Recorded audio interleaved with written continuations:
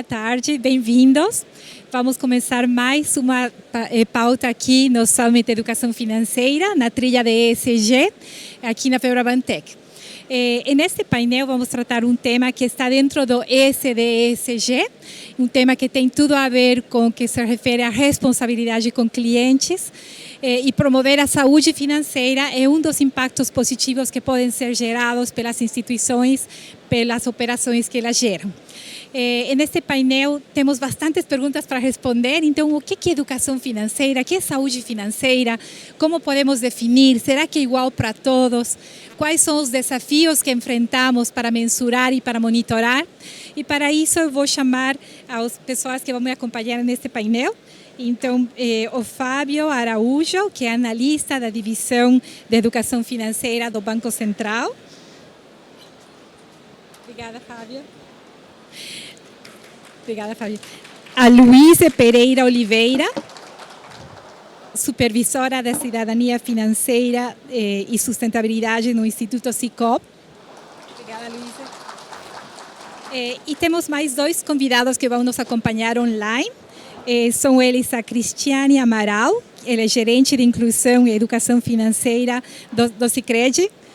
Bem-vinda, obrigada. E temos também o Paulo Coelho Mendes, ele que é analista-chefe do Índice da Saúde Financeira Brasileira. Obrigada, Paulo, por estar aqui conosco. Obrigada. Fábio, bom dia. Vamos começar contigo. Fábio, o tema da saúde financeira, educação financeira não são novos aqui no Brasil. A gente sabe que desde 2019 o Banco Central vem promovendo esse tema por comunicados, inclusão em políticas, e agora mais recentemente a resolução conjunta número 8.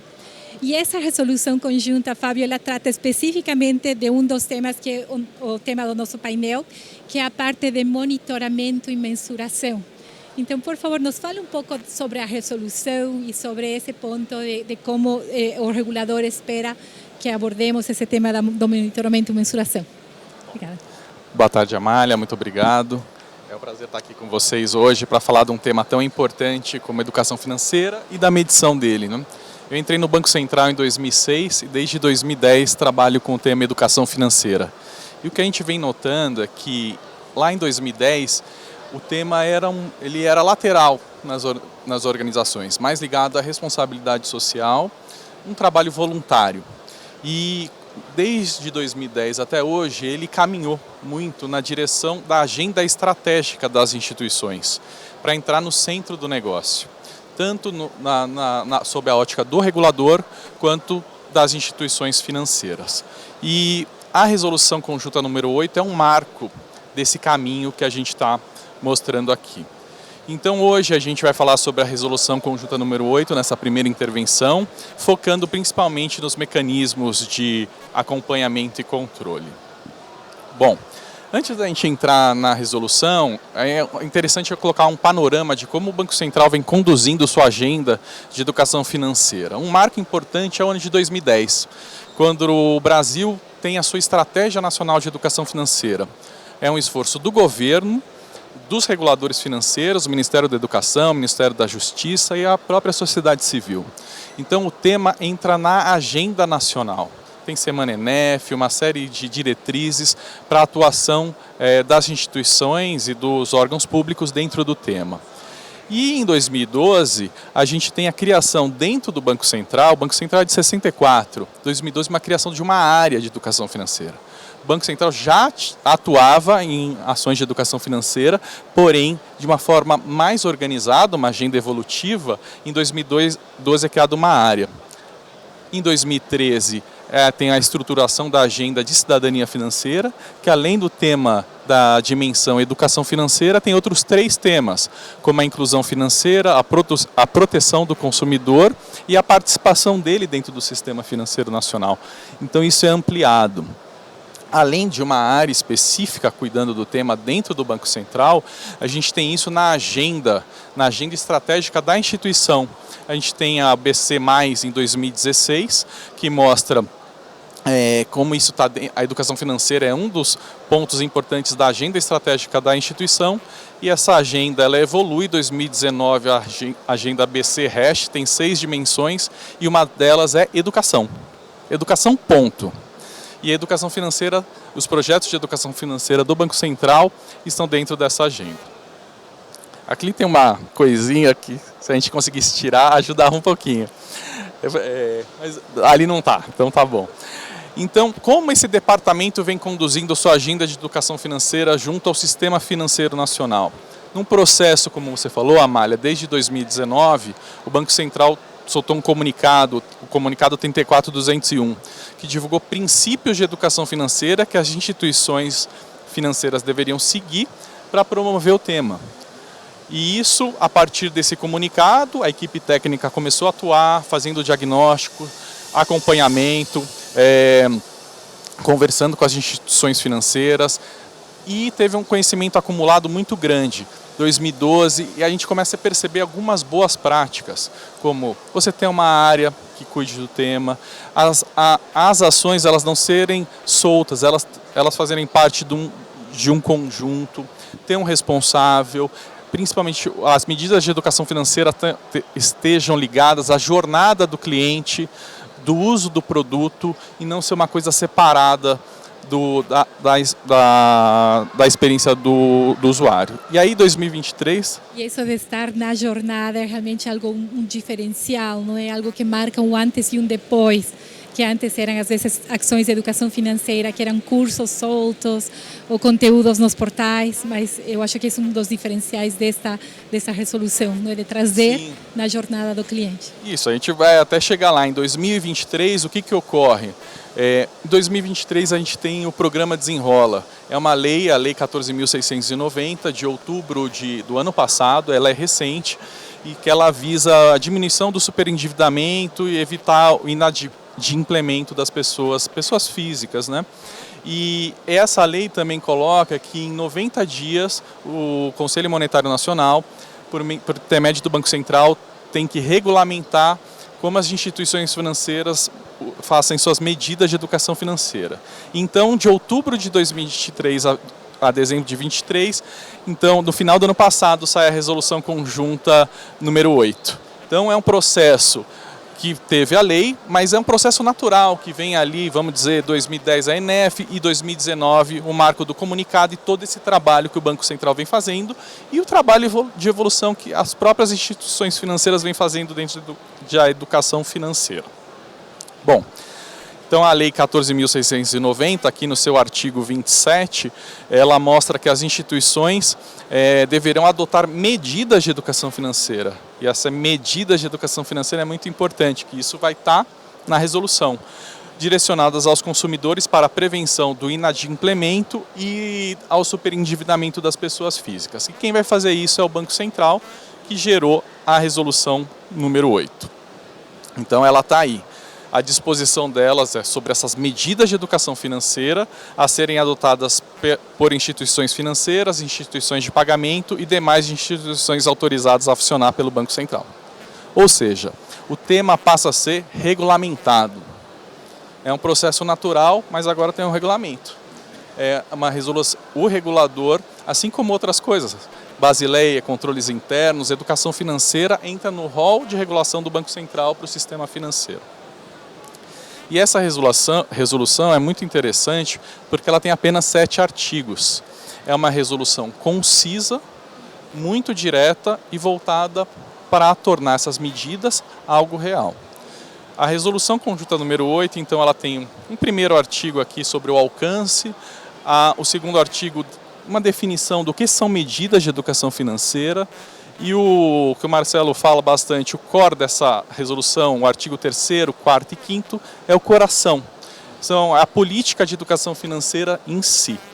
E aí o artigo 6º, que o Banco Central adota medidas para a implementação dessa resolução, essa força do regulador, e a vigência. E ela entra em vigor, a resolução é de dezembro, e ela entra em vigor agora na próxima segunda-feira, dia 1º de julho de 2024. Então, antes da gente entrar no tema nosso, que são as métricas, É interessante só a gente passar aqui pelo artigo 2º para a gente falar sobre as medidas de educação financeira. Então, as medidas, elas, aqui eu vou passar, ó, as medidas de educação financeira, entende-se qualquer conteúdo ou ferramenta que permita o cliente desenvolver a capacidade e autoconfiança para gerenciar bem seus recursos financeiros. Essa é uma definição alinhada ao OECD, por exemplo, mas as medidas de educação financeira elas podem ser informativas, orientação ou mesmo instrução. E a ideia é que essas medidas de educação financeira, que não precisam ser simplesmente cursos e palestras, é um rol muito grande que podem existir. Elas incluem para contribuir para as pontos-chave das finanças pessoais, que a gente apelidou de PLA, POU, CRE. PLA de planejamento, POU de poupança ativa e CRE de crédito consciente. Então ali a gente tem os 3 itens, né? O planejamento, a organização e o planejamento do orçamento, a formação de poupança e a resiliência financeira e o terceiro ponto que está até negritado, que tem a ver com a lei do desenrola, que é a prevenção ao inadimplemento ali e operações ao superendividamento. Então as medidas de educação financeira elas têm que estar ligadas principalmente, não apenas a elas, mas fundamentalmente a esses 3 pontos. E aí a gente chega, a resolução tem seu artigo 3º, sobre adequação e personalização tal, e a gente chega ao nosso tema aqui de medição, que é o artigo 4º da resolução, mecanismos de acompanhamento e controle, para a gente monitorar a efetividade por meio de métricas e indicadores. Ou seja, a resolução ela é prática, concisa, mas ela vê uma evolução, porque você, além de implementar as medidas que estão ligadas ao negócio, que é essa evolução da educação financeira dentro do sistema financeiro, que ela não é mais uma coisa apenas de responsabilidade social, ela passa, além de responsabilidade social, ela faz parte do negócio. Então ela tem que ter mecanismos de acompanhamento e controle para a evolução. Então a gente coloca aqui. Então, o artigo 4º é esse. Em relação à política prevista no artigo 3º, que as instituições têm que ter uma política de educação financeira, as instituições devem instituir mecanismos de acompanhamento e controle com vistas a assegurar, no mínimo, a implementação das suas disposições. Ou seja, essa política tem que se traduzir em medidas que são colocadas em prática, né? Então é importante monitorar a implementação dessas rotinas e procedimentos em elaboração e aprovação de medidas, não uma a uma, que eu quero dizer assim, não medida por medida, mas elas fazem sentido com todo, elas estão ligadas à política da organização, estão ligadas à jornada do cliente. Elas atendem uma estratégia, não, Fábio? Pelo que eu entendo, que elas têm um pensamento estratégico na coordenação delas. Exatamente, e elas visam essa melhoria da saúde financeira, do bem-estar financeiro do usuário, do cliente, e isso se está alinhado às necessidades da organização. Então essas rotinas e procedimentos, elas variarão com a estrutura de governança de cada instituição. Porém, espera-se que elas sejam definidas de forma a assegurar que elas estejam integradas entre si, e não medida por medida, né? E também, outro ponto fundamental é que dentro da jornada do cliente, então, a pré-venda, durante o uso do produto, na fase de renegociação e assim por diante. E elas, claro, focando naqueles 3 pontos do PLA, POU, CRE. Planejamento, poupança ativa e uso consciente do crédito. O item 2, que é muito importante aqui, o monitoramento e seu cumprimento de sua efetividade, é aquele processo constante, bem ligado a controles internos, que as instituições financeiras já têm, claro, depende do porte da organização, mas métricas e indicadores. E eles lógico, elas vão ter uma parte operacional, número de usuários, quantas vezes entrou, etc. E também ligados à melhoria da vida da saúde financeira do cliente. O índice de saúde financeira, que vai ser tema aqui do nosso painel, pode ser uma das medidas, mas as instituições têm liberdade de criar suas próprias medidas, né?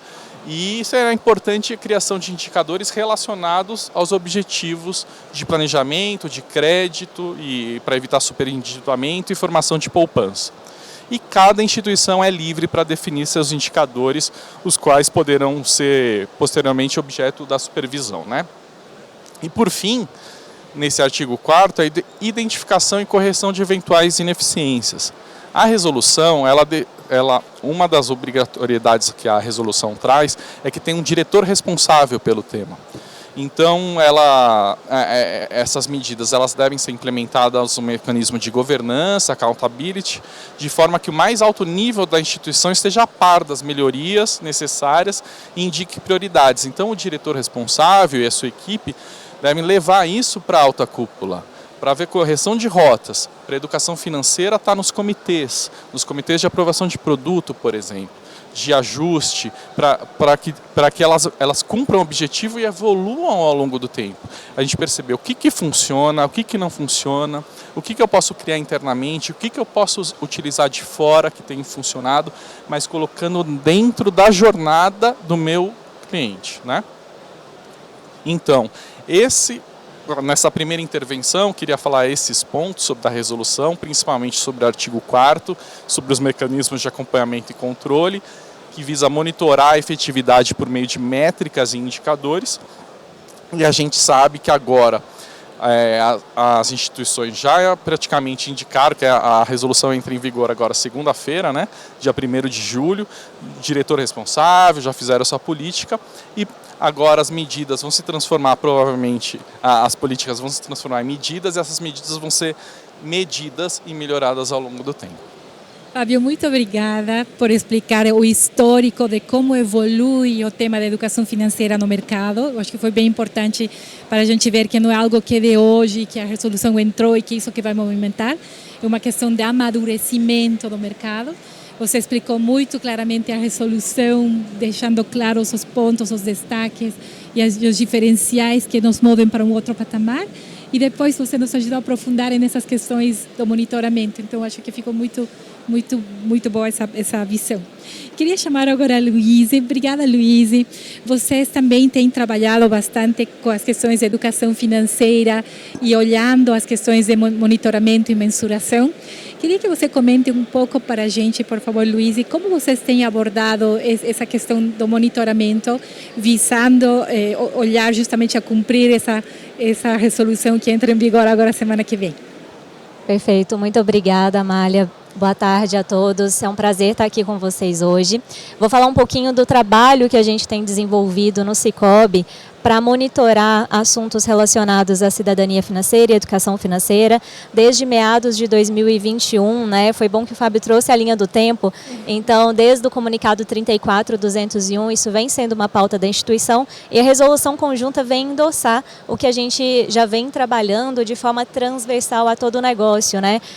Até algum tempo atrás, falar de educação financeira no mercado financeiro era muito associado a pautas exclusivamente sociais, o que tem o seu valor, é importantíssimo, mas é um marco, né, o que a gente está vivendo agora, com a resolução conjunta especialmente, e a própria lei do desenrola, a lei do superendividamento traz isso para a gente, que educação financeira ela faz parte da experiência do consumidor como um todo e que no sistema financeiro, né, ela deve permear a relação da instituição financeira com o seu cliente também, né, como o Fábio muito bem trouxe. Eu vou contar um pouquinho de como a gente fez no Sicoob. Antes disso, né, é importante dizer que o Sicoob tem a visão de proporcionar a melhor experiência financeira aos seus cooperados e isso traduz muito o que a gente vai falar aqui de educação financeira para esse público. Somos uma instituição financeira cooperativa com cerca de 8 milhões de cooperados em diversas cidades em todos os estados do país. Bom, eu poderia dizer que tudo começou com uma página em branco, né? De repente vamos falar de educação financeira no sistema financeiro nacional. Espera aí. Não é bem assim, né? Assim como muitos de vocês, colegas que estão, né, nas suas próprias instituições, trabalham em alguma outra instituição financeira, nós temos um vasto ecossistema de soluções de educação financeira, que oferecem soluções de educação financeira para diferentes públicos de diferentes formas. Então, temos soluções para crianças, adolescentes, professores, microempreendedores individuais, diferentes soluções.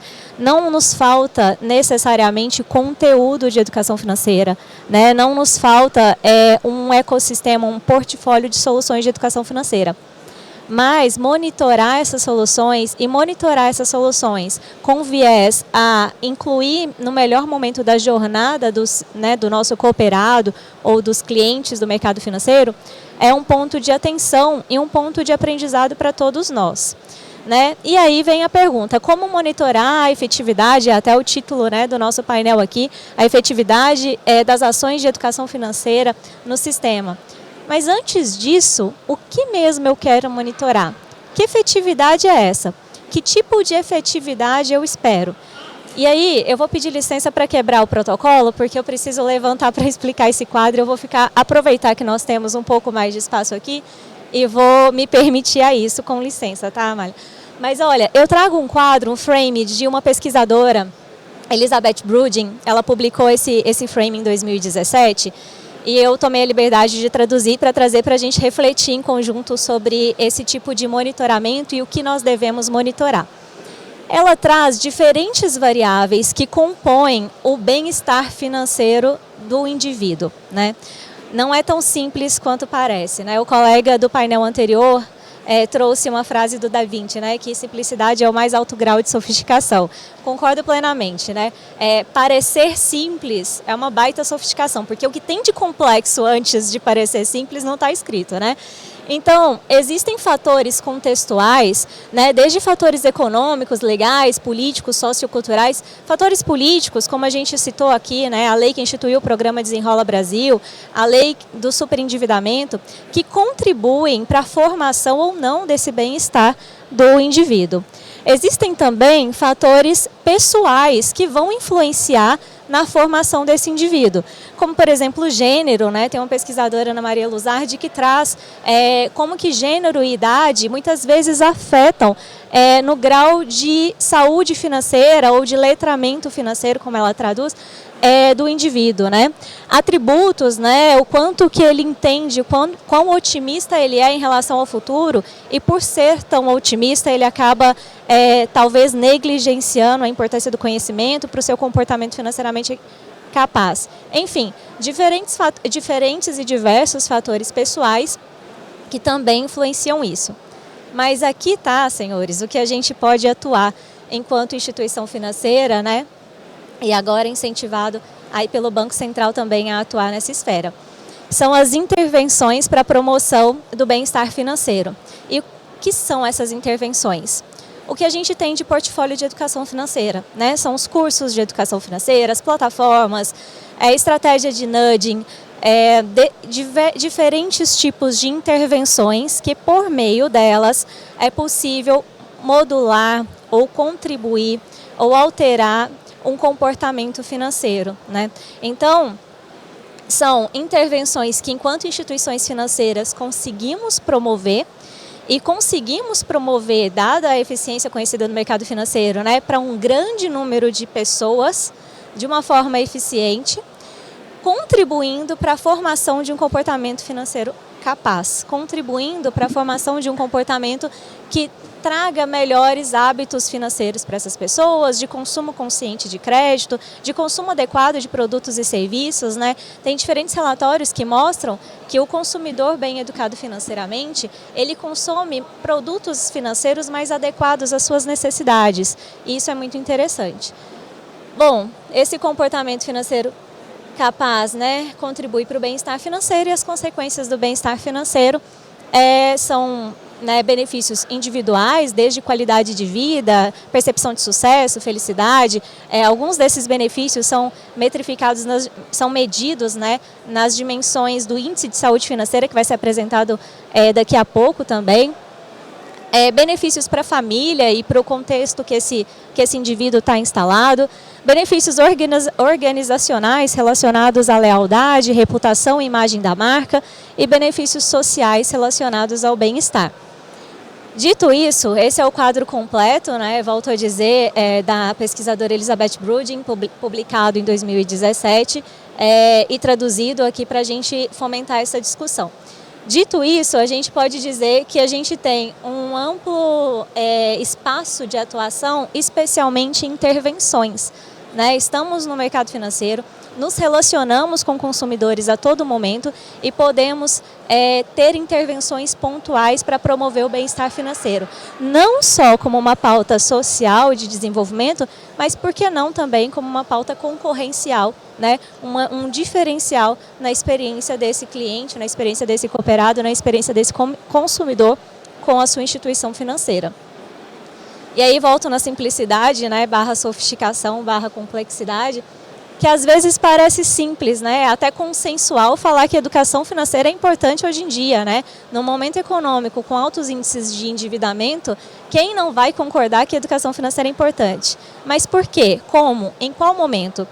E para saber isso, para responder isso, a gente passou por alguns passos no Sicob, antes mesmo da resolução conjunta número 8 e depois da resolução aprimoramos alguns pontos, que foi, né, o passo 1, uma pesquisa qualitativa, né, entender exatamente que tipo de hipótese nós queríamos validar, que tipo de comportamento nós queremos estimular e como monitorar isso dentro do nosso grupo, dentro da nossa base de cooperados / clientes. O passo 2 foi mapear os objetivos, né? Importante dizer que nessa pesquisa qualitativa nós entrevistamos cerca de 19 pessoas, dentre lideranças da própria organização e especialistas de órgãos reguladores. O objetivo aqui era entender qual a visão dessas lideranças, em especial aquelas que estão aprovando política de crédito, que estão implementando produtos e serviços, no papel da educação financeira para o consumidor, né? Para o nosso cooperado. E aí a gente conseguiu mapear esses objetivos. O terceiro passo, né, com os objetivos mapeados, foi possível publicar e publicizar, né, o compromisso do Sicob com a cidadania financeira. E isso se deu também por meio da publicação da política interna de cidadania financeira, né? A organização com a política conseguiu, assim, ter um plano de avaliação e monitoramento e, por fim, um painel de monitoramento. Todos esses passos foram necessários para que a gente tivesse condições favoráveis ao monitoramento.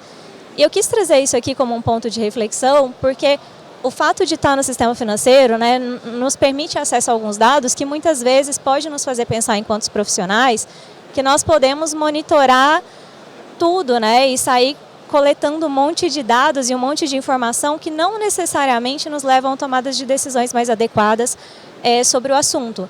Então, mapear isso, né, fazer isso de uma forma arranjada e pensada foi fundamental para que a gente tivesse essas condições, né, que agora contribuem para o que nos pede a resolução. Aqui eu trouxe o nosso plano de monitoramento e quais foram os objetivos mapeados pela instituição. Eu lembro que ele tinha acabado de sair no forno do Febrabantec 2023, eu apresentei ele aqui na época, tinha acabado de ser aprovado pelo Conselho. E hoje, um ano depois, a gente já tem monitorado esses objetivos. E aqui o que eu gostaria de destacar é principalmente ali o valor, as 4 perspectivas, né? Quando a gente fala de atuação sistêmica, a gente está falando de adesão de produtos e serviços de educação financeira e alinhamento, né, às medidas regulatórias, educação financeira na sua essência, que promove, né, incentiva e propicia a inclusão financeira, que por fim gera valor para o negócio. Então, valor para o negócio, no final das contas, era a nossa grande hipótese, fundamentada em diferentes autores, diferentes pesquisas de diferentes países que já validaram alguma coisa nesse sentido. E aí, aqui, no objetivo 7, em aumentar a fidelidade do cooperado a partir da educação financeira, a gente mede alguns índices de principialidade, a gente tem percebido que eu poderia associar esse tipo de monitoramento a uma técnica de quase experimento, né? Que é comparar grupos de cooperados que não concluíram, não consumiram qualquer solução de educação financeira oferecida pela instituição, com aquele grupo de cooperados que consumiu, que concluiu alguma das soluções de educação financeira oferecida pela instituição. Nós percebemos que o grupo que consumiu tem melhores índices de fidelidade do que aquele grupo que não consumiu. Agora, outro achado interessante em relação ao objetivo 8 é melhorar o desempenho da carteira de crédito e de investimento a partir da educação financeira. A gente tem monitorado dados de inadimplência, superendividamento, valor investido, E a gente tem percebido, especialmente em inadimplência, que aqueles grupos de cooperados que consumiram soluções de educação financeira tendem a apresentar um índice de inadimplência menor, tanto em NAD 15 quanto 90, se comparados com aqueles grupos de cooperados que não consumiram. Em alguns meses, essa diferença chega a um ponto percentual. E isso é significativo para qualquer instituição financeira, né? Especialmente agora com a resolução 4966, e o tanto que a gente o tanto que isso representa no resultado final, né? No resultado declarado pela instituição financeira. Bom, queria trazer um pouco do que a gente tem feito, quais os achados, né? É só o começo, a resolução nos traz estímulo para, a partir desse monitoramento e desses dados, incutir essas soluções na jornada de educação financeira desse cooperado, ou melhor, na jornada de relacionamento dele com a instituição financeira. Espero que daqui a pouco eu tenha tempo também de contar um pouquinho de como a gente tem feito isso na jornada. Mas eu queria finalizar com uma reflexão, né? Como seria se todos os consumidores, né, todos os indivíduos tivessem alto nível de conhecimento financeiro, né, que eu poderia aqui dizer adquirido por meio de intervenções de educação financeira? Isso seria bom ou seria ruim para a gente? Sobre a perspectiva de negócio, isso seria uma vantagem competitiva ou não, né? E aí a literatura vem nos mostrando que temos muitos benefícios a colher com isso. E quando a gente fala de comportamento financeiramente capaz, trouxe aqui alguns papers que exploram esse assunto, né, publicados em journals internacionais, dentre eles alguns que estudaram isso no Brasil.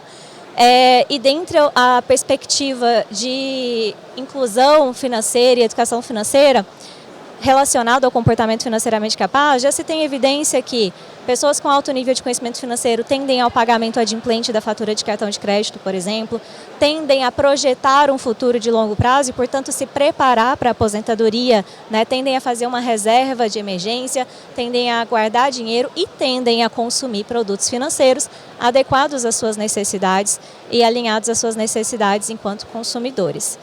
Era isso que eu queria compartilhar nesse primeiro momento. Obrigada. Luísa, muitíssimo obrigada. Acho que você trouxe para a gente um repertório, realmente um arcabouço conceitual de muito valor. Vi várias pessoas tirando fotos aí do material. E, além disso, você nos trouxe uma visão de como pode ser feito isso de uma forma organizada, estratégica, com governança, olhando para o norte, conectando as iniciativas, que era muito do que o Fábio também trazia quando ele explicava a resolução conjunta. E agora eu queria chamar a Cristiane. Cristiane, não sei se você já está aí conseguindo nos ouvir. A Cristiane nos acompanha.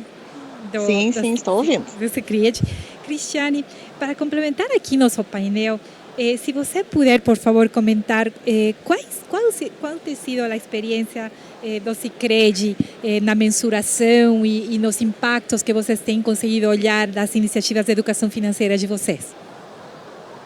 Perfeito. Primeiro, eu agradeço a oportunidade de estar com vocês, de forma online, e contribuir um pouco, né, para toda essa discussão. Acho que o Fábio trouxe as questões da resolução, que está sendo um acelerador para tudo que a gente faz, né, de medidas e de mensuração. A Luísa trouxe uma base fantástica da parte teórica, que a gente também usa para apoiar, né, quando a gente fala de mensuração. A gente precisa de algo teórico, sim, a gente precisa de pesquisas, precisa de uma análise de dados bem estruturada, né? Então, fico contente que muitas das coisas que eu vou trazer aqui com um olhar mais prático do dia a dia, a Luísa trouxe uma bela explicação sobre o que embasa isso, né? Então, acho que vai ficar bem bacana aqui a nossa sequência. Eu começo primeiro compartilhando com vocês que a educação financeira, ela faz parte da estratégia de sustentabilidade do Sicredi. Ou seja, ela é um dos temas que a gente entende como sendo fundamentais para a perenidade do sistema e para que a gente consiga cumprir realmente a nossa missão de desenvolver as sociedades onde nós estamos presentes. Então, de todos esses 12 temas que fazem parte da estratégia, nós temos um que diz respeito especificamente à promoção da educação financeira. E essa é a base de tudo, é o início de tudo, é o sistema assumir que promover a educação financeira é um de seus objetivos, sim, e que aí, a partir disso, nós desdobramos todo o nosso portfólio de conteúdos, de canais, e também agora toda essa parte de mensuração. Falando de portfólio de conteúdos, nós temos o programa Cooperação na Ponta do Lápis. Ele é um programa que existe desde 2020 e que a maior característica dele é o método de construção. A gente fez uma construção colaborativa com representantes de cooperativas de todo o Brasil, trazendo para a gente muito as necessidades locais, o que eles precisavam e também fazendo validações no material. A ideia é que as nossas oficinas, as nossas palestras, elas possam ser desdobradas em todas as unidades do Sicredi. Nós hoje estamos presentes em todos os estados do Brasil e no Distrito Federal. Temos 104 cooperativas e mais de 2.000 agências. Então, as agências é que chegam diretamente aos nossos associados, desenvolvendo esse programa. E quanto mais diverso ele tiver em termos de conteúdos e até em termos de representatividade, de imagens, melhor. Então, essa construção colaborativa nos ajudou muito. O nosso programa ele foi feito para associados, não associados, crianças e pessoas colaboradoras. São os 3 grandes focos de conteúdos.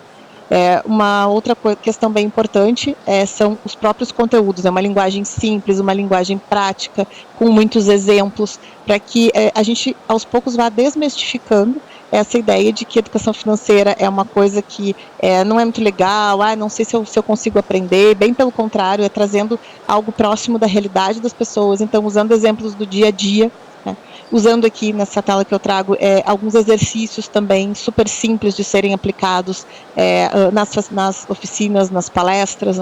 Esses materiais que eu mostro para vocês estão à disposição de todas as cooperativas e eles são muito utilizados em abordagens ainda presenciais. A gente, como fundação aqui no Sicredi, acompanha que muitas cooperativas ainda exploram o contato presencial com o associado. Então, realmente reunir uma turma de associados, falar sobre o assunto, fazer os exercícios, e isso é uma outra característica, né, de tudo que a gente pensa de portfólio de educação financeira. Quais canais que a gente vai explorar? Aonde esse conteúdo vai estar disponível para os associados e os não associados. Então, a gente olha muito para essas questões presenciais, de oficinas, de workshops, mas também temos um olhar para o digital. Muito para que a gente consiga também impactar as pessoas que não vão, possivelmente, em algum encontro presencial, mas que sim têm acesso ao digital. Então, o que vocês veem aqui é uma tela da nossa plataforma de cursos, ela chama Sicredi na Comunidade. Ela é uma plataforma que está disponível tanto para associados como para não associados também. É super fácil de achar, dá um Google ali, Sicredi na Comunidade, vocês vão achar a plataforma. Aqui eu trouxe a tela dos nossos cursos de educação financeira, que estão à disposição. As pessoas emitem um certificado de participação, a gente controla todo o progresso ali pedagógico. Essa ferramenta, é importante dizer que ela está integrada com a nossa ferramenta que gera os registros das medidas realizadas também, para facilitar essa mensuração que eu vou falar daqui a pouquinho. Trouxe aqui também algo que é bem importante quando a gente fala de educação financeira no Sicredi, que é a turma da Mônica. Aí vocês podem dizer, tá, mas as crianças não são associadas, né? Não são associadas, mas quando a gente fala em educação financeira no Sicredi, a gente está falando nas pessoas. E a gente também tem tanto associados como não associados. E a gente tem uma medida bem interessante, que até a própria Marúcio de Souza nos trouxe, que é quem tem a parceria, né, conosco. A gente tem 6 gibis com histórias de educação financeira. A medida que eles têm é que a cada um gibi que vai para dentro de um contexto familiar, ele impacta 4 pessoas. Então, se a gente for pensar que de 2019 até agora, a gente já distribuiu mais de 8 milhões de gibis, né? Vai dar um número bem bacana aí de pessoas que foram impactadas por essas histórias. E os adultos também aprendem, né, com os gibis, eles aprendem lendo para as crianças. Então, fiz questão de trazer aqui a nossa parceria, porque nos ajuda muito também no que a gente tem de portfólio para desenvolver o tema, né, nas comunidades onde a gente está presente. Olhando um pouquinho para medidas, né, de educação financeira, então que a gente faz esse acompanhamento lá já desde 2020, quando criamos o programa, trouxe aqui só alguns comparativos, assim, não vou passar número a número, mas para mostrar o crescimento de 2023 em relação a 2022, principalmente na quantidade de ações que o sistema fez. O número, importante salientar, vocês estão vendo ali, né, 21 milhões de pessoas alcançadas. Por que alcançadas? Porque quando a gente chega nesse número, nós computamos as medidas específicas e as medidas de massa. Então, aqui nesses 21 milhões de pessoas, a gente tem pessoas que nós impactamos pelas redes sociais, pela TV, pelo rádio, mas nós fazemos esse controle separado. Muito porque a gente sabe que as medidas específicas, elas têm, claro, um impacto maior em termos de conhecimento para as pessoas, mas as medidas de massa também são necessárias, né? Elas são necessárias muitas vezes até para despertar o interesse das pessoas nesses conteúdos que aí elas vão obter num curso, em uma oficina presencial. Então a gente faz questão sempre de trazer também esses números. Também a capilaridade dos municípios, né? A gente está em mais de 1.600 municípios que em 2023 receberam algum tipo de medida de educação financeira também. Destacando que as nossas cooperativas que se organizam, utilizam os materiais e colocam, então, para os associados, as suas oficinas e os seus workshops. E entrando um pouco, então, na mensuração, né? Até agora eu fiz um breve relato assim, de como a gente trabalha o tema, o programa que nos apoia, mas quando a gente fala de mensuração e monitoramento, uma primeira coisa que eu gostaria de destacar é que estamos falando de uma jornada. Então, uma jornada que ela teve início lá em 2020, em uma planilha de Excel, controlando a quantidade de pessoas impactadas e a quantidade de medidas realizadas, que naquela época a gente chamava, né, de ações, que nós mandávamos para as cooperativas, elas preenchiam, nos devolviam e nós consolidávamos para informar, né, para o órgão que estava organizando a Semana NEF. E digo que é uma jornada porque isso evoluiu muito. Então, hoje, nós temos já um sistema, uma ferramenta que nós desenvolvemos, que as nossas cooperativas fazem o registro nessa ferramenta. Automaticamente, nós, aqui na Fundação do Sicredi, temos essa visão sistêmica e geramos os dados, né, que a Semana NEF necessita para fazer toda essa mensuração. Só que nós sabemos que tem muitas coisas ainda que podem compor essa ferramenta. Então, a cada passo que nós damos, nós descobrimos outras questões que são importantes de serem mensuradas, de serem monitoradas, e que a gente vai expandindo essa ferramenta. E a resolução veio para apoiar muito isso. E por que apoiar? Porque a resolução traz muito essa visão da integração do tema de educação financeira. Ele sai de um universo de ser um workshop, uma oficina, uma palestra, e ele vem para dentro da relação do nosso associado com os nossos produtos e serviços financeiros. E isso, por que isso é muito bom? Por que eu digo que isso é um acelerador? Porque isso abriu uma porta muito especial de conexão do tema educação financeira com as nossas áreas de produtos e serviços financeiros. Então, hoje, o que a gente está estudando dentro da jornada financeira que nosso associado tem conosco é como este tema entra, além de palestras, workshops, oficinas e cursos online que nós já temos, mas como a gente traz para dentro desse universo que antes era, eu tenho um plano de previdência, que bacana, eu estou guardando dinheiro. Quando a gente olha para a educação financeira, a gente já olha com um jeito diferente. Opa, eu tenho um plano de previdência. Ele é uma reserva de emergência? Não é para ser, ele é um produto mais de longo prazo, ele não tem, né, aquela liquidez tão imediata. Bom, então eu tenho que compor algo porque o meu associado precisa ter uma reserva de emergência, é importante. Então, que outro produto de investimento eu posso oferecer para o meu associado para ele compor essa reserva de emergência? Então, a gente começa a trazer esse olhar de educação financeira para o dia a dia das nossas agências e isso é muito importante. E para trazer para o dia a dia das agências, precisamos de dados. E o que eu vou apresentar para vocês agora são alguns dados iniciais que nós já temos. Primeiro, em relação a palestras e oficinas, então nós temos o que nós chamamos de uma pesquisa de reação, super simples, que as pessoas que passam pelas oficinas, pelos workshops, são convidados a responder. E aqui eu trouxe, né, alguns achados dessa pesquisa de reação, e acho que os dois mais importantes eu ressalto aqui que as pessoas refletiram sobre a sua relação com o dinheiro e que elas aprenderam novas informações. No momento que eu reflito sobre a minha relação com o dinheiro, eu estou dando o primeiro passo para entender o meu comportamento e para eu enxergar, bom, o que eu preciso mudar, que novos hábitos eu posso começar a desenvolver. Então a gente vê que o conteúdo que está sendo levado para as pessoas está começando a atingir aí o propósito devagarinho, mas a gente já tem aí bons resultados também. As pessoas descobrindo coisas novas em relação ao seu comportamento financeiro. Né? E o nosso programa ele é baseado nas ciências comportamentais, na psicologia econômica, porque a gente, como Sicredi, acredita muito que educação financeira não é só planilha e coloque o seu dinheiro no produto X. A gente entende que é muito antes disso, eu entender o meu comportamento em relação ao dinheiro e eu enxergar quais são as formas de eu melhorar esse meu comportamento. Aí sim, eu vou ter condição de utilizar melhor os produtos e serviços, aí sim eu vou utilizar um app, uma planilha, né, seja qual for o instrumento para me apoiar nisso, mas o princípio de tudo é o comportamento.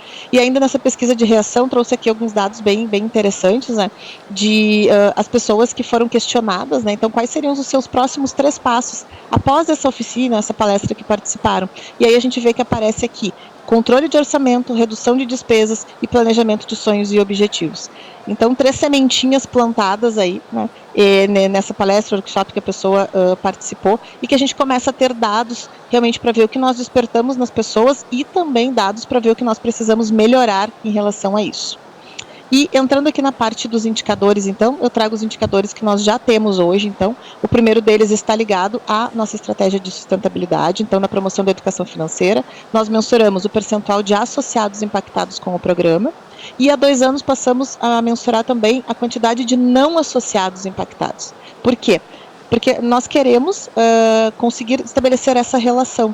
Quantos não associados que passaram pelo programa de educação financeira se converteram em associados em algum momento depois de participarem do programa? É um dado bem interessante que a gente já está fazendo alguns cruzamentos ali para entendermos.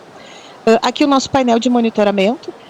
As informações aqui, elas são informações simples, mas de grande importância. Aqui a gente consegue ver as cooperativas que estão realizando as medidas, conseguimos ver a quantidade de pessoas impactadas, né, de associados impactados, e aí vejam que a gente já fez, né, nessa linha bem aqui de baixo, já adaptamos a ferramenta para olharmos as medidas informativas, instrutivas e personalizadas, conforme traz a resolução também, para que a gente já tenha, né, esses dados. Então a gente acompanha o impacto, a quantidade e também o tipo de medida que está sendo feita.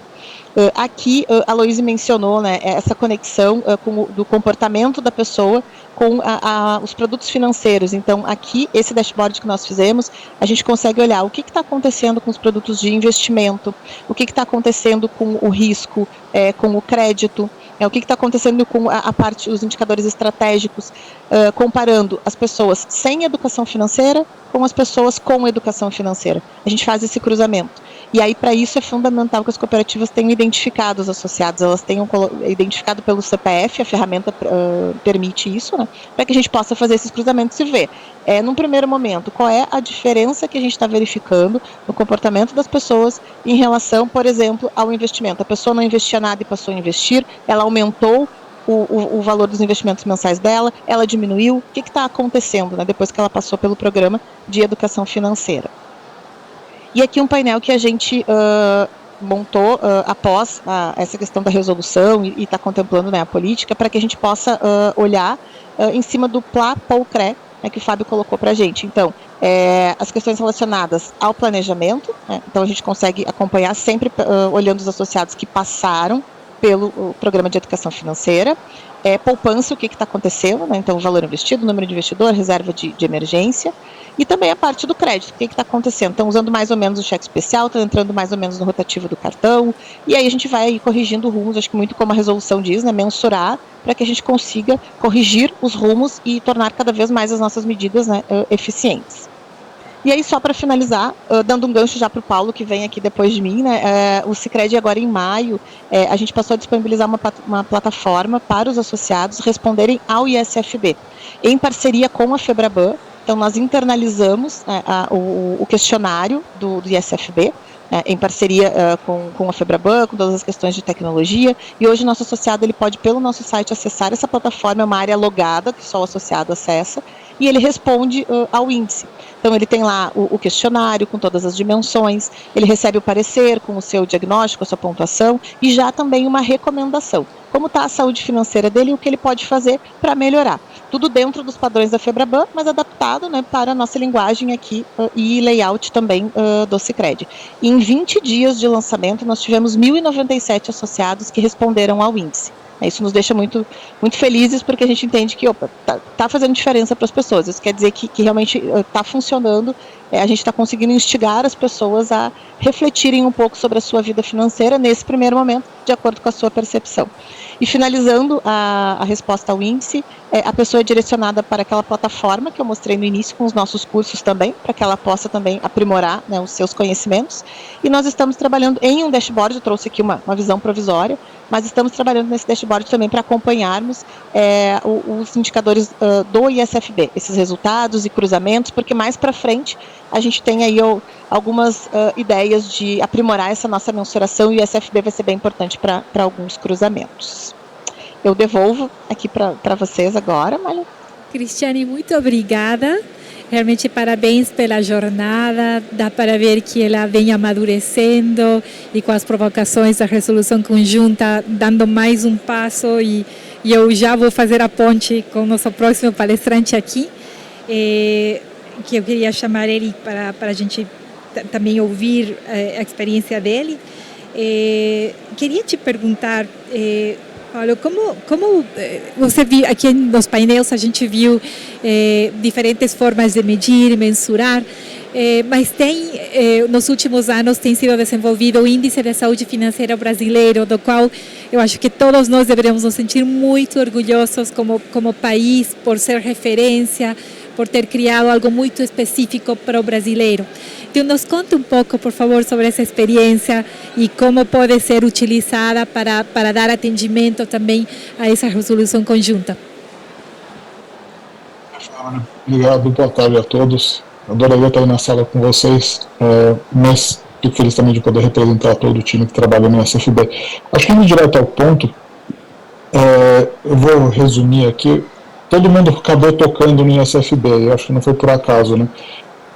Porque ele encaixa em tudo isso. Então, se eu tivesse que resumir, a gente ganha em duas pontas, né? Quando a gente inclui o SFB nas iniciativas, a gente ganha uma forma mais de mensurar que se complementa às outras, as comportamentais, de um lado, e de um outro a gente vem descobrindo que é uma ferramenta muito interessante para fazer as iniciativas chegarem a quem precisa. E eu vou desenvolver isso aqui na apresentação, mas eu vou começar com um contexto rapidíssimo. O SFB ele é um fruto, né, dessa acordo de cooperação entre o Banco Central e a Febraban e o setor. Então, ele é uma tecnologia do setor financeiro que segue em desenvolvimento ativo, né. Ela foi lançada em 2021 e de lá para cá a gente tem ficado bastante ocupado no apoio da implementação aos agentes, de um lado, e também uma série de estudos e controles para garantir que o SFB atende às necessidades de todo mundo. Especificamente, acho que o ISFB foi criado ali para responder uma necessidade que era essa questão de como é que a gente mede a saúde financeira tanto no macro quanto no micro, ou seja, na linha de frente quem está trabalhando na intervenção direta ali com o indivíduo, mas também, como a gente está vendo aqui no painel, todo mundo está pensando no macro, pensando em projeto de impacto, pensando em política e tudo mais. Eu penso como um termômetro, aquele que você está usando num teste clínico, num hospital, mas que se você tem alguma desconfiança em casa, você simplesmente pega, coloca embaixo do braço e tira a temperatura. E funciona do mesmo jeito para os dois, né? O ISFB, ele tem uma questão que ele leva em consideração a complexidade das dimensões diferentes que a saúde financeira tem, né? Que ela, como a Luiz estava falando, ela tem muitos fatores que vão do político ao social, ao contextual e tudo mais, e o ISFB ele olha uma série deles. Ele acaba gerando 5 medidas possíveis, né? Então tem o índice geral, que ele consolida a relação entre essas diferentes dimensões, né? Como elas se comportam juntas, e para cada uma das dimensões ele gera uma medida também, né? Para segurança financeira, para liberdade financeira, para habilidade financeira e para comportamento. O princípio é mais ou menos parecido em todos. Você responde as perguntas, né? Como na tela da Cristiane, e aí, a partir disso, você soma as suas respostas, você vê uma pontuação, e essa pontuação te coloca numa escala. Na escala, você também é colocado numa faixa de classificação. Essa faixa de classificação é super importante, né, e tem uma implicação muito prática, porque ela reúne pessoas em contextos similares, e facilita o jeito de você colocar em prática o índice na hora de pensar estratégias de iniciativas. Tá? Então, se eu for resumir nesses 2 minutos, o ISFB é uma ferramenta que está pronta para ser integrada em iniciativa, seja no papel, seja, né, digital, porque você tem as ferramentas, você tem o manual de instrução, você tem as perguntas, você tem os gabaritos para pontuação. Mas é nesse ponto que normalmente eu recebo uma pergunta, mas tá, do que exatamente você está falando? É uma pesquisa? É uma ferramenta? Né? Do que a gente está falando? E aí eu penso muito no telefone que a gente tem no bolso. Né? Todo o celular que a gente acostumou, a gente tem uma câmera embarcada, tem essa tecnologia extra de dentro. e as fotos que a gente tira são as aplicações dessa tecnologia. O índice é parecido. O ISFB é essa tecnologia de saúde financeira que cada um pode usar do jeito que quiser, então ela se encaixa nas diferentes iniciativas, e os projetos com o ISFB são aplicações dessa tecnologia. Aqui eu vou tocar em pontos de 3 para mostrar alguns exemplos de como a gente pode utilizar isso. Mas a pergunta seguinte, que normalmente não me fazem, mas fica na hora, assim, o quanto ela funciona, o quanto eu posso confiar, né? Então, voltando para a nossa câmera, a gente vê essas 3 lentes, muitas vezes, né? Ou 2, enfim. Mas que a gente, muitas vezes, esquece todo o trabalho que tem atrás, né? Que tem projetista, tem desenvolvimento, tem teste de material, tem todo esse tipo de coisa. Mais uma vez, é assim, o ISFB ele foi construído para ser simples e confiável. A gente estava falando da questão da simplicidade, como é difícil de chegar nela. Então, quando a gente olha para o kit do ISFB, 12 perguntas, você faz em menos de 2 minutos, parece um teste de revista, parece um quiz do BuzzFeed, né? Que você responde, ele te dá onde você está, mas o que tem atrás é todo um trabalho para garantir que a gente ouviu todos os dados de todas as pessoas que precisam ser ouvidas foram coletados, que isso foi modelado para a gente capturar as relações entre as diferentes dimensões, que as escalas medem as coisas do jeito certo, ou seja, para garantir que o ISFB ele é preciso, ele é confiável, ele é consistente na medida, né? Como uma câmera que você tira, e ela faz foco do mesmo jeito, captura a luz do mesmo jeito, enfim, ela sempre tem a mesma qualidade, né? Agora, a qualidade mesmo a gente vê no dia a dia, quando a gente testa isso em condições diferentes, né? E com o índice a gente vem fazendo isso igual nos últimos 4 anos. Através dos dados que a gente coleta durante o retrato e também de compartilhamento, e aqui é um agradecimento à Febraban e à Paquetá que dividiram os dados com a gente anonimizados, a gente vem fazendo esse controle nas diferentes condições, né? E esse monte de verdinho é um ótimo sinal, significa que o índice está efetivamente capturando a imagem como ela deve ser capturada.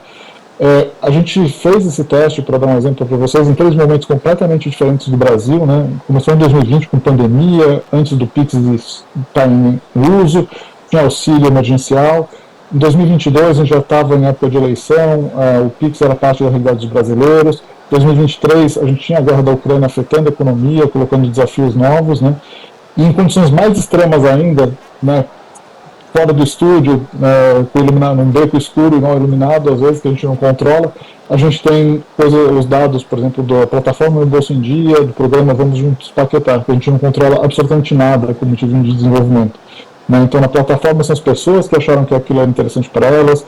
No programa do Vamos Juntos são os colaboradores das empresas que abraçaram o projeto. E o que a gente vê é que a confiabilidade do ISFB vem sendo testada e atestada em cada uma dessas condições. E quando a gente confia na tecnologia, a gente consegue ver como ela pode ser usada, né, aqui com o nosso tema. Então, para dar com 3 exemplos que eu quero discutir e trazer alguns pontos, o primeiro, o mais óbvio, o retrato de saúde financeira com o ISFB. Ele é uma pesquisa anual que vem sendo feita desde 2020, com fotografias vivas da saúde financeira do brasileiro, né, uma iniciativa também da Febraban, em função do Acordo de Cooperação Técnica. Aqui a gente está olhando não só o ISFB, a gente olha o panorama da vida financeira como um todo, inclusive, por exemplo, o uso de produtos, acesso a benefícios e tudo mais. Aqui é um estudo específico. O que a gente ganha com isso? Ganha sim uma lente para olhar o todo, para olhar como o Brasil está acontecendo, que é importante do ponto de vista, né, de política pública, por exemplo, mas a gente também ganha uma lente diferente para olhar para outras coisas, como, por exemplo, a dinâmica e a evolução de postos de alguns produtos. Aqui eu peguei 2 exemplos, que é poupança e carteira de investimento, mas só para mostrar como essas coisas acontecem. E a gente tem colocado isso em contato com outras fontes, como o relatório de poupança, Banco Central, demanda de crédito da Serasa, e a gente vê que essas coisas acabam conversando. Então, isso que a gente chama de fotografia viva, né? Que assim, você consegue trazer uma nova lente para complementar aquilo que você já conhece. Isso no macro. Né? Quando a gente fala linha de frente, um programa que é interessante, esse Vamos Juntos Paquetá, acho um programa bacana que está levando para dentro das empresas a saúde financeira. Do lado dos colaboradores, junto com os esforços, como a gente viu, das cooperativas, tudo aqui a gente está falando de uma iniciativa privada, de entes todos espalhados, né? Então, com conteúdo, com uma linha CRM para os colaboradores, mas trazendo como People Analytics para dentro das empresas. E o que é legal, acho que eu queria destacar aqui, é justamente esse lado de People Analytics com saúde financeira, como um modo, a hora que, como todo mundo comenta, né, trazendo para o core, para o centro do negócio, o que a gente vê? A gente vê naquele microcosmo uma forma de entender como é que está a saúde financeira de todo mundo que trabalha ali, que é afetado pelas decisões daquela empresa que passa esses dias trabalhando ali dentro. E como ela se adequa e se encaixa ao que tem, ela se adapta a qualquer forma de divisão, né? Como a gente vê aqui embaixo, ela pode ser por setor, aqui são 9 setores da empresa, pode ser por nível hierárquico, pode ser por função, enfim, você consegue olhar tanto o todo quanto olhar o específico para pensar em intervenções, fazer diagnóstico, esse tipo de coisa. O que me leva para o terceiro exemplo aqui, que parte da plataforma Meu Bolso em Dia, né, que a plataforma, a gente comentou aqui, é uma iniciativa também gratuita para educação financeira personalizada. O ISFB entra no projeto de 2 jeitos, um deles é no mecanismo de personalização das trilhas de aprendizado, né, a partir do diagnóstico, e um outro que eu acho super interessante também, que é inspirando e ajudando a levar para as pessoas que precisam dessa solução a iniciativa. Aqui, a campanha, por exemplo, para atrair usuários para a plataforma, começou justamente priorizando o pessoal que estava com uma saúde financeira com mais dificuldade, e usou os insights do que a gente sabe de comportamento, do contexto que eles enfrentam, para criar mensagens que ressoassem nessas pessoas, e de fato conseguiu. 90% das pessoas que passaram pela plataforma nos últimos 2 anos são dentro desse perfil, mas o que é mais interessante é que, assim, se a gente tivesse feito outros recortes, talvez não tivesse conseguido o mesmo resultado. Por exemplo, se tivesse feito um corte de, vamos falar só com pessoas que ganham 3 salários mínimos, por exemplo, 53% das pessoas que passaram pela plataforma, que são algumas centenas de milhares, ficariam de fora, porque elas ganham acima desse teto, né, desse montante, mas elas enfrentam dificuldades também na sua vida financeira, na sua saúde financeira. Então, se eu fosse resumir, acho que voltar, tentar amarrar um pouco tudo que a gente ouviu, o ISFB, eu acho que ele pode fazer diferença com uma tecnologia para mensuração de saúde financeira da indústria, desenvolvida pela indústria, para a indústria, né? Ela tem nessa altura uma confiabilidade testada e atestada na teoria e na prática em diferentes condições. Ela completa outras métricas, a gente ouviu falar de métricas de engajamento, métricas comportamentais, métricas administrativas, e eu acho que ela é mais uma, que você não tem que substituir nenhuma, ela pode ser acoplada muito fácil, e esse é outro ponto, né? Como a gente está vendo pelo Cicred, assim, é simples, né, de trazer para dentro da iniciativa, é rápido, não exige muito recurso, e toda a indústria acaba se conversando, chega a um ponto de acordo. Quer dizer, todo mundo tem liberdade para continuar fazendo do jeito que é mais relevante, né, para a sua iniciativa, mas ao mesmo tempo tem uma ferramenta que pode ser útil para todo mundo. Estou doido para a gente compartilhar os dados, para a gente fazer mais um teste também. Mas acho que é isso. Quem quiser checar, pode dar uma olhada no site do índice, e quem quiser conhecer um pouquinho mais dos cases, pode checar o site da plataforma e do projeto Vamos Juntos. E Paulo, isso, muitíssimo obrigada. Paulo, esse QR Code que está aparecendo é onde as pessoas podem acessar a informação do índice de saúde financeira? Perfeito. Exatamente. Gente, eu queria só complementar, eu fiz esse teste ontem, demora 10 minutos e é impressionante como a partir de informações que você responde a partir da tua própria vida financeira, ele já te dá um diagnóstico. Então, eu acho que a vida financeira não é algo que só a gente tem que olhar para o outro fazer, para o cliente fazer, mas é algo que a gente também tem que trazer para a nossa própria vida e a gente se aproximar e ver como que a gente, um pouco na provocação da Luísa, não é como que a gente, cada um de nós pode ser um ator financeiro mais sólido. Eu quero agradecer a todos aqui no painel pelas contribuições, pela rica conversa que tivemos. Obrigada a Febraban, ao Banco Central e a todos vocês por estar com a gente aqui. Temos mais um painel do Summit de Educação Financeira na sequência, então eu convido vocês para continuarem e se somarem na próxima conversa. Muito obrigada a todos. Obrigada.